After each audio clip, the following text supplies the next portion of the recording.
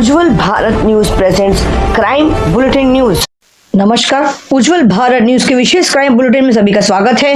थाना महाराष्ट्र से लूट और डकैती के 5 आरोपी को गिरफ्तार कर लिया गया है और गिरफ्तार आरोपियों के खिलाफ कानूनी कार्रवाई भी की गई। गिरफ्तार आरोपियों से पूछताछ के दौरान करीब 8 दिन पहले गिरफ्तार हुए आरोपी विवेक उर्फ जीगू आहिर नाव से मिले टिप के आधार पर विवेक उर्फ जीगू और अनिमेश उर्फ लालू भूपेंद्र पटेल और आरोपी संजय कुमार केवलचंद जैन और गिरफ्तार न हुए आरोपी अनुज कमलेश्वर प्रसाद पटेल और उसके जान पहचान के 4 अन्य अनजान लोगों ने यह सच बताया है कि उन्होंने रात में फंसा में एक बंगले में लूटपाट की थी, जिससे उमरगांव मरीन पोस्ट के जुर्म में पकड़े गए आरोपियों से पूछताछ के दौरान इस जुर्म को करने वाले 5 से ज्यादा आरोपियों में को शामिल होने की बात सामने आई, जिससे रेड की धारा जोड़कर आगे की कानूनी कार्रवाई की जा रही। पकड़े गए उपरोक्त आरोपियों से वर्ष 2023 में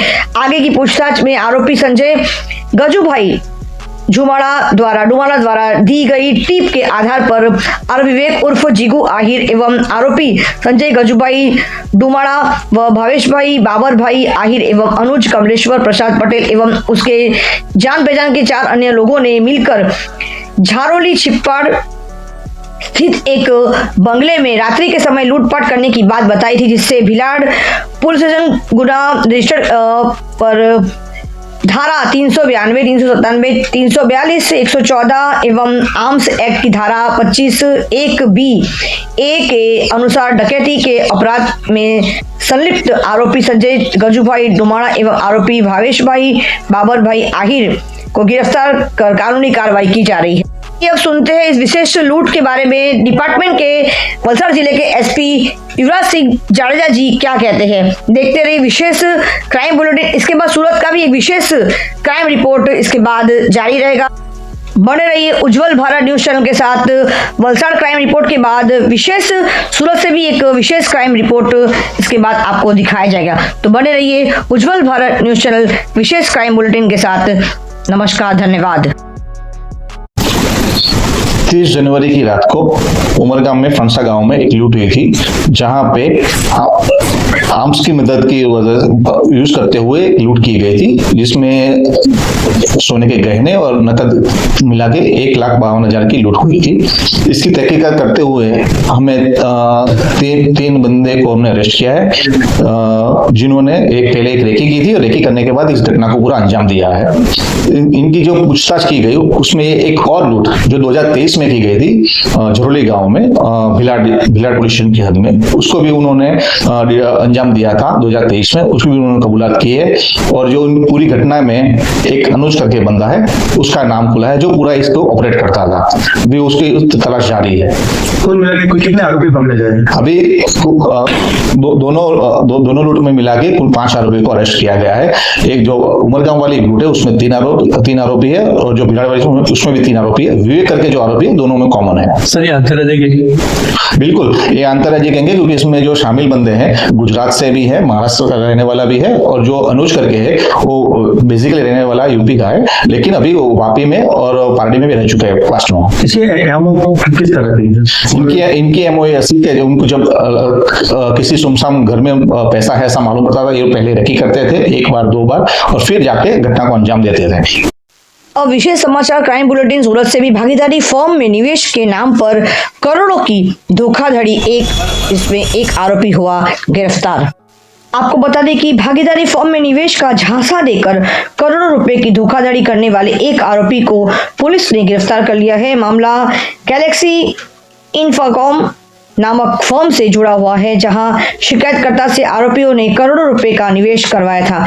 आरोपियों की शिकायतकर्ता से कुल 1,30,00,000 रुपए की राशि निवेश के रूप में ली गई थी, जिसके बदले आरोपियों ने गैलेक्सी इंफोकॉम के फ्लैट बिक्री के से लाभ देने का आश्वासन दिया था, लेकिन निवेश की रकम लेने के बाद शिकायतकर्ता को कई फ्लैट नहीं दिया गया और वही फ्लैट अन्य लोगों को बेच दिया गया। इस पूरे मामले में इकोनॉमिक ऑफेंस सेल के कार्रवाई करते हुए गैलेक्सी इंफोकॉम भागीदारी फर्म के एक भागीदार प्रियांश पटेल को गिरफ्तार कर लिया गया है। आरोपी प्रियांश पटेल के खिलाफ पहले ही पाल पुलिस स्टेशन में धोखाधड़ी का एक और मामला दर्ज था। बताया जा रहा है कि इस फर्म में कुल 7 भागीदार हैं, जिनमें से फिलहाल प्रियांश पटेल को हिरासत में ले लिया गया है। पुलिस को आशंका है कि आरोपियों ने इस तरह कई अन्य लोगों के साथ भी बड़ी रकम की धोखाधड़ी जरूर की होगी। फिलहाल इस इको सेल द्वारा यह जांच की जा रही है और आरोपियों ने और कितने लोगों से कितने राशि की ठगी की है, मामला की जांच जारी है। आइए अब सुनते हैं आईपीएस डॉक्टर करणराज वाघेला जी इस विशेष क्राइम रिपोर्ट के बारे में क्या कहते हैं। तो बने रहिए चैनल के साथ। इसके बाद विशेष क्राइम रिपोर्ट में डॉक्टर करणराज वाघेला जी विशेष रिपोर्ट हम देखेंगे। देखते हैं इस विशेष जुर्म के बारे में हमारे आईपीएस डॉक्टर करणराज वाघेला जी क्या कहते हैं। बने रहिए उज्जवल भारत न्यूज चैनल के साथ। विशेष एडिटोरियल संपादक रिपोर्ट मुख्य संपादक शिवा भट्टाचार्य, उज्जवल भारत देश की प्रखर आवाज। नमस्कार, धन्यवाद। बने रहिए चैनल के साथ। સુરત શહેર પોલીસ કમિશનર ગેહલોત સાહેબના માર્ગદર્શન અને joint commissioner police crime branch Raghavendra Vats સાહેબની સૂચનાથી ઇકોનોમિક ઓફેન્સીસ વિંગ અલગ અલગ ઇકોનોમિક્સ જે ઓફેન્સીસ છે એની તપાસ કરી રહી છે। સમગ્ર સુરત શહેરમાં ડાયમંડ રિલેટેડ ફ્રોડ કે ટેક્સટાઇલ રિલેટેડ ફ્રોડ કે જમીન રિલેટેડ કે કોઈ પ્રોજેક્ટ રિલેટેડ ફ્રોડની તપાસ ડાયરેક્ટલી ઇકોનોમિક ઓફેન્સીસ વિંગ કરી રહી છે। આ ઇકોનોમિક ઓફેન્સીસ વિંગમાં એક ફરિયાદી અમારી પાસે આવેલા હતા અને આ ફરિયાદીએ કુલ મળીને 1 કરોડ 30 લાખ જેટલું રોકાણ એક ગેલેક્સી ઇન્ફ્રાકોન ભાગીદારી પેઢીમાં કર્યું હતું।